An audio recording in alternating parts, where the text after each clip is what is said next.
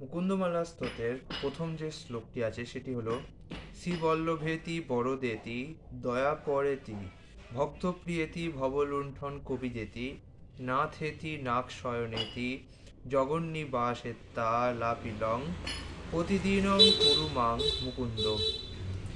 এর অনুবাদ হচ্ছে, হে আমার প্রভু মুকুন্দ, আমি যেন আপনাকে শ্রীবল্লভ অর্থাৎ লক্ষ্মী দেবীর প্রিয়তম, বরদ অর্থাৎ বর প্রদানকারী, দয়াপর মানে হচ্ছে অহেতুকী করুণাময়, ভক্ত প্রিয় মানে ভক্তের প্রতি প্রেমিক, ভবলুণ্ঠন কবির, ভবলুণ্ঠন কবিতল মানে হচ্ছে জন্ম মৃত্যুরূপী চক্রের লুণ্ঠন চতুর, নাথ মানে পরমেশ্বর, আর জগন্নিবাস মানে হচ্ছে জগতের আশ্রয়, এবং নাগ শয়ন মানে হচ্ছে অনন্ত শয্যাশায়ী ইত্যাদি নামে সম্বোধন করে প্রতিনিয়ত আপনার নামোচ্চারণ করতে পারি। এর তাৎপর্য বহুপাত ব্যাখ্যা করেছেন। যিনি দিব্য আনন্দের অনুপ্রেরণায় পরম পুরুষোত্তম ভগবানের গুণকীর্তন করেন তিনিই হচ্ছেন ভগবত ভক্ত। সেটি হচ্ছে কীর্তন পদ্ধতি প্রসূত ভগবানের প্রতি গভীর প্রেমের ফল। সম্রাট কুলশেখর অনুমোদিত ভগবত গুণকীর্তনের পদ্ধতি হচ্ছে এই কলহ এবং দ্বন্দ্ব বিধ্বস্ত যুগের জন্য সিদ্ধি লাভের একমাত্র পন্থা। কামলা রোগাক্রান্ত ব্যক্তি যেমন মিছরির স্বাদ লাভ করতে পারে না, তেমনি যে সমস্ত মানুষ জড় আসক্তি এবং জন্মমৃত্যুর কষাঘাত জর্জরিত, তারা এই রূপ ভগবত মহিমা কীর্তনে আনন্দ লাভ করে না। মিছরি স্বভাবতই মিষ্টি, যথেষ্ট মিষ্টি, কিন্তু কামলার রোগীর নিকট তা খুবই তেতো। তবুও মিছরি হচ্ছে কামলা রোগের জন্য শ্রেষ্ঠ ওষুধ। নিয়মিত পরিমাণ মতো মিছরি সহযোগে ওষুধ খেলে রোগী ধীরে ধীরে ওই রোগ থেকে মুক্তি লাভ করে। রোগী সম্পূর্ণ সুস্থ হয়ে উঠলে যে মিছরি একসময় তেতো লাগতো, সেই মিছরি তার নিকট যথেষ্ট মিষ্টি বোধ হয়। অনুরূপভাবে জড় চেতনার দ্বারা আক্রান্ত মানুষের নিকট পরম পুরুষ ভগবানের দিব্য নাম যশ মহিমা লীলা এবং পরিকরদের গুণকীর্তন তিক্ত বোধ হয়, কিন্তু যারা এই রোগ থেকে নিরাময় লাভ করছেন তাদের নিকট তা অত্যন্ত মধুর। জাগতিক দার্শনিক, ধর্মীয় নেতা এবং সাধারণ লোকসহ যারা প্রতিনিয়ত জড়া প্রকৃতির তিতাব জ্বালায় দগ্ধীভূত হচ্ছেন, তারা কেবল পরমেশ্বরের পবিত্র নাম যশ এবং লীলামাধুরী কীর্তন করার ফলে এই ধরনের সমস্ত সমস্যা থেকে মুক্ত হতে পারেন। পরমেশ্বর হচ্ছেন পরম সত্য, তিনি সম্পূর্ণরূপে চিন্ময়। পরমেশ্বর হচ্ছেন পরম সত্য, তিনি সম্পূর্ণরূপে চিন্ময়, তাই তার নাম যশ এবং লীলা এই সমস্তই তার থেকে অভিন্ন। এসবই হচ্ছে ভগবানের মতো, অর্থাৎ ভগবানের পবিত্র নামই স্বয়ং ভগবান। উপলব্ধির মাধ্যমে তা বোঝা সম্ভব। ভগবানের অসংখ্য নাম রয়েছে, তা জপ করার মাধ্যমে আমরা বাস্তবেই ব্যক্তিগতভাবে ভগবানের সান্নিধ্য লাভ করতে পারি। প্রতিনিয়ত সম্পূর্ণ চিন্ময় ভগবানের ব্যক্তিগত সান্নিধ্যের মাধ্যমে আমরাও চিন্ময় আত্মোপলব্ধি লাভ করতে পারি। এই যুগের পতিত জীবেরা হচ্ছেন স্বল্প আয়ু, আত্মোপলব্ধির গুরুত্ব বিষয়ে মন্দমতি, ভণ্ডগুরু এবং অসৎসঙ্গের দ্বারা ভুল পথে চালিত, সর্বতভাবে মন্দভাগ্য এবং প্রতিনিয়ত অসংখ্য জাগতিক সমস্যায় জর্জরিত। এই সমস্ত মানুষের জন্য আত্মোপলব্ধির এই পদ্ধতি খুবই কার্যকরী। ভগবানের আদর্শ শুদ্ধ ভক্ত সম্রাট কুলশেখর ব্যক্তিগত উপলব্ধির মাধ্যমে আমাদের প্রদর্শন করেছেন কিভাবে ভগবানের নিকট প্রার্থনা জানাতে হয়। তিনি হচ্ছেন ভক্তি রাজ্যের আচার্য, মহাজন, তাই আমাদের প্রধান কর্তব্য হচ্ছে ভগবত ভক্তির সর্বোচ্চ স্তরে উপনীত হওয়ার জন্য তার পদাঙ্ক অনুসরণ করা। তিনি প্রথমেই ভগবানকে শ্রী বল্লভ নামে সম্বোধন করেছেন, যার অর্থ হচ্ছে তিনি লক্ষ্মী দেবীর প্রিয়তম।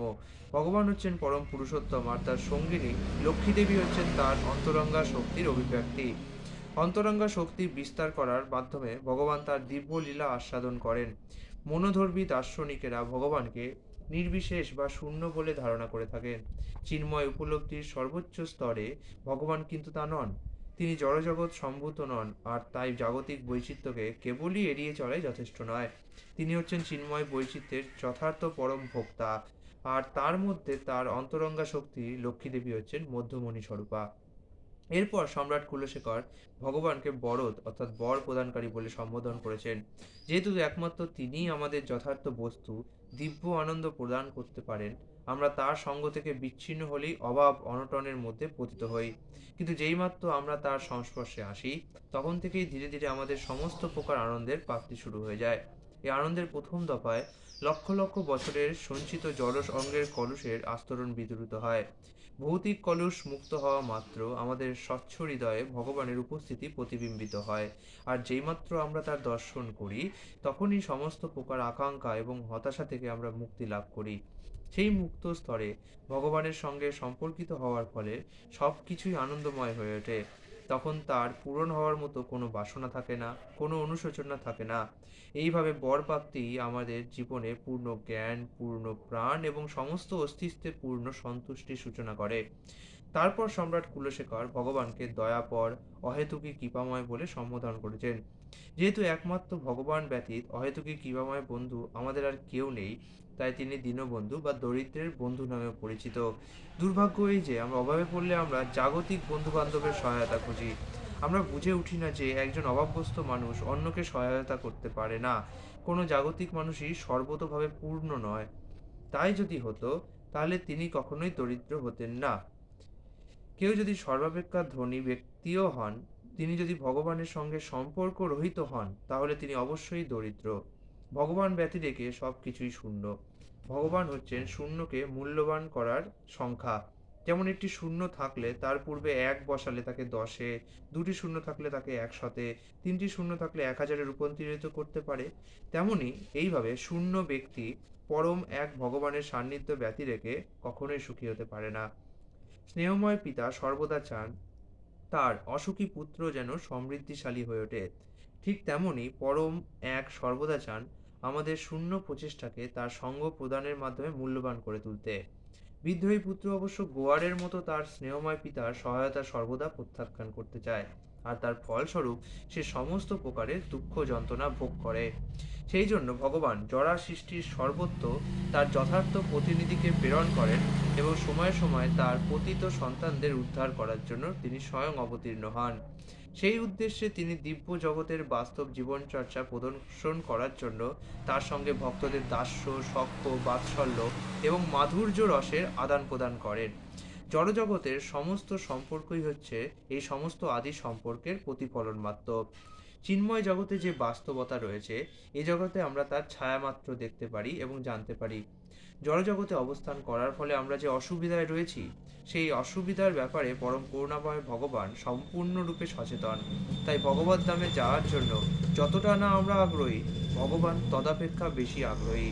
আমরা বিদ্রোহী স্বভাবের হওয়া সত্ত্বেও তিনি স্বভাবতই আমাদের প্রতি করুণাময়। আমরা তার প্রতি বিদ্রোহ পরায়ণ হওয়া সত্ত্বেও আমাদের প্রয়োজনীয় খাদ্য, বায়ু, আলোক, জল, উষ্ণতা, শীতলতা ইত্যাদি সমস্ত কিছু তার নিকট থেকেই আমরা প্রাপ্ত হচ্ছি। তবুও আমরা যেহেতু তার থেকে বিচ্ছিন্ন হয়েছি, তাই আমাদের তাই আমরা তখন আমাদের পৈতৃক সম্পত্তির দুরুপযোগ করে চলেছি। সমস্ত প্রকার জাগতিক পরিকল্পনা সত্ত্বেও সমাজের নেতারা আমাদের ভুল পথে পরিচালিত করে। যেহেতু ভগবানের সঙ্গে আমাদের গৃহীত সম্পর্ক পুনরুদ্ধার করার কোনো পরিকল্পনা তাদের নেই। ভগবানের যথার্থ ভক্তরা অবশ্য ভগবানের সঙ্গে আমাদের দিব্য সম্পর্কের বাণী প্রচার করার জন্য আপ্রাণ চেষ্টা করেন। এইভাবে তারা পতিত জীবদের যথার্থ পরিচয় স্মরণ করিয়ে দিয়ে তাদের ভগবত ধামে ফিরিয়ে নিয়ে যাওয়ার জন্য কাজ করতে থাকেন। এইভাবে নিষ্কলুষ ভক্তরা এইভাবে নিষ্কলুষ ভগবানের যথার্থ ভক্তরা আমাদের জীবদের যথার্থ পরিচয় স্মরণ করিয়ে দিয়ে তাদের ভগবত ধামে ফিরিয়ে নিয়ে যাওয়ার জন্য কাজ করেন। এই রূপ ভক্তরা তাদের অনুকম্পা প্রসূত কার্যকলাপের ফলে ভগবানের কৃপা ভাজন হয়, আর তার ফলে পুনরায় জন্মগ্রহণ করতে বাধ্য না হয়ে এই জন্মেই ভগবত ধামে প্রত্যাবর্তন করতে পারেন। তাই এরপর ভগবানকে ভক্ত প্রিয় বলে সম্বোধন করা হয়েছে, যার অর্থ হচ্ছে যিনি ভক্তদের নিকট পরম প্রিয়, অথবা যিনি তার ভক্তদের প্রতি অত্যন্ত স্নেহপরায়ণ।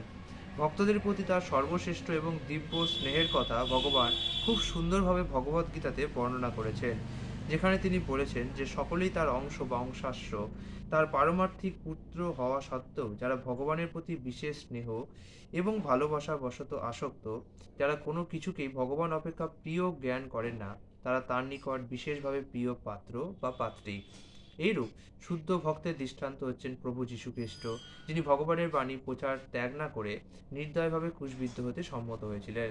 ভগবত বিশ্বাসের ক্ষেত্রে তিনি কখনো আপোষ করতে প্রস্তুত ছিলেন না। এইরূপ ভগবত সন্তানের ভগবানের নিকট প্রিয় না হওয়ার কোনো প্রশ্নই ওঠে না। ঠিক তেমনই হরিদাস ঠাকুরকে যখন হরিনাম ত্যাগ করতে বলা হয়েছিল, তিনি তা প্রত্যাখ্যান করেছিলেন, আর তার ফলস্বরূপ তাকে 22 বাজারে বেত্রাঘাত করা হয়েছিল। আবার প্রহ্লাদ মহারাজ তার পিতা মহা অসুর হিরণ্যকশিপুর প্রভাবে অসম্মত হওয়ার ফলে তার পিতা তার প্রতি যা কিছু নিষ্ঠুরতা প্রদর্শন করেছিল, তিনি তা স্বেচ্ছায় বরণ করেছিলেন। এগুলি হচ্ছে কয়েকজন বিখ্যাত ভগবত ভক্তের দৃষ্টান্ত। তাই আমাদের কেবল বুঝতে চেষ্টা করতে হবে যে এই সমস্ত ভক্তরা ভগবানের নিকট কত প্রিয়।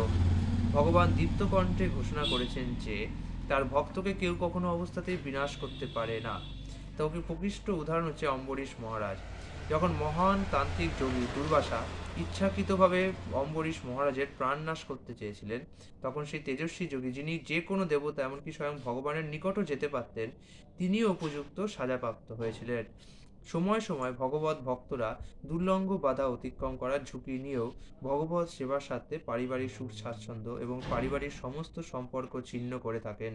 তার যথার্থ ভক্তের এইরূপ ত্যাগ স্বীকার কি ভগবান বিস্মিত হতে পারবেন? না, মুহূর্তের জন্যও নয়। কেননা ভক্তের সঙ্গে তার সম্পর্ক হচ্ছে আদান প্রদানের। ভগবদ্গীতায় সে কথা তিনি স্পষ্টভাবে বলেছেন, ভক্তিযুক্ত হয়ে যিনি আমার সেবা করেন তিনি আমার বন্ধু, তিনি আমার সঙ্গে থাকেন আর আমিও তার বন্ধু। ভগবানের সেবা করতে ভক্ত যতটা আগ্রহী, ভগবানকে দর্শন করার জন্য তিনি ততটা আগ্রহী নন। তা সত্ত্বেও তিনি তার ভক্তের সম্মুখে আবির্ভূত হন, কেননা তিনি হচ্ছেন স্নেহময় পিতার মতো। পুত্র পিতার সঙ্গে দেখা করতে যতটা না আগ্রহী, পিতা পুত্রকে দেখার জন্য তার থেকে বেশি আগ্রহী। তাদের স্নেহের পরিমাণগত পার্থক্যের মধ্যে কোনো বিরোধ নেই। আদি বাস্তবতায় ভগবান এবং তার ভক্তদের মধ্যে এইরূপে বৈসাদৃশ্য বর্তমান। আর সেটি এখানে মনুষ্য সমাজের পিতামাতা আর সন্তানের মধ্যেই নয়, এমনকি পশু সমাজেও তা প্রতিফলিত হতে দেখা যায়। নিম্ন শ্রেণীর পশুদের মধ্যেও বাৎসল্য প্রেম লক্ষিত হয়, কেননা সমস্ত প্রজাতির জীবের আদি পিতা ভগবানের মধ্যে এইরূপ পূর্ণ স্নেহ মাত্রায় বিদ্যমান। মানুষ কখনো কোনো পশুকে যদি হত্যা করে, তখন স্নেহময় পিতা ভগবান বিব্রত বোধ করেন এবং তার হৃদয়ে তিনি ব্যথা অনুভব করেন। মানুষকে হত্যা করলে যেমন সরকার পুলিশের মাধ্যমে শাস্তি প্রদান করে, তেমনি জড়া প্রকৃতি পশু হত্যাকারীকে যথোপযুক্ত শাস্তি প্রদান করে। ভগবানের কৃপায় ভক্ত সমস্ত প্রকার ভগবৎ সুলভ সদ্গুণাবলী অর্জন করেন, কেননা ভক্ত কখনোই অজ্ঞানতার অন্ধকারে থাকতে পারেন না। পিতা সর্বদাই তার পুত্রকে তার অভিজ্ঞতালব্ধ জ্ঞান প্রদান করার জন্য উদগ্রীব। পুত্রকে নির্ধারণ করতে হবে যে সে সেই নির্দেশ গ্রহণ করবে নাকি করবে না। বিনীত ভক্ত ভগবানের সমস্ত জটিল বিষয়গুলি আপনা থেকেই উপলব্ধি করতে পারেন। যেহেতু ভগবান তার হৃদয়ে অবস্থান করে জ্ঞানালোক বর্তিকার দ্বারা তাকে উদ্ভাসিত করেন, ভগবান স্বয়ং ভক্তকে জ্ঞান প্রদান করলে ভক্ত কিভাবে জাগতিক লোকের মতো মূর্খ হয়ে থাকবেন।